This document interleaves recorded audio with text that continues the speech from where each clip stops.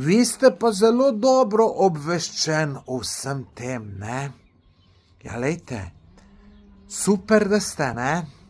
Samo zdaj, če je vse res to, kar vi pravite, ne razumem, zakaj to ne napišete pod pravim imenom pa priimkom in svojo slikco.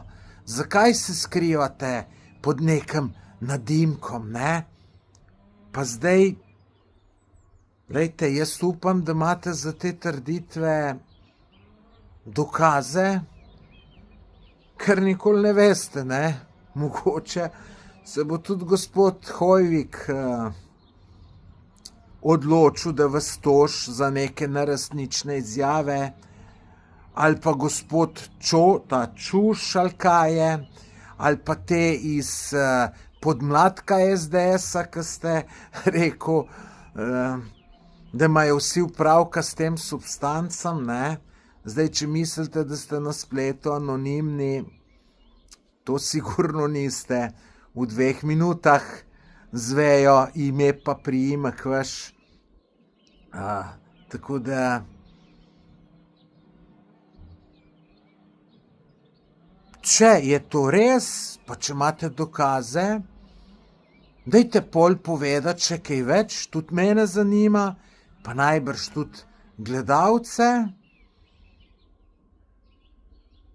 Če pa nimate teh dokazov, pa ste sam od enega tu v gostilni slišali, pa bi bilo pa prav, da se opravičite gospodu Hoiviku, temu Čus, ali kako se piše, iz stranke Zeleni, če se ne motim, pa tem podmladku SDS-a, ne. Tako bi bilo prav, ne. Kaj pa vi mislite, dragi gledalci, o tem? Mislite, da je to res, kaj gospod napisal? Ali mislite, da se je zmislil? Ali mislite, da je nekje v gostilni za šankom slišal, pa še pol mečken dodal, se veste, kako grejo te informacije, ne?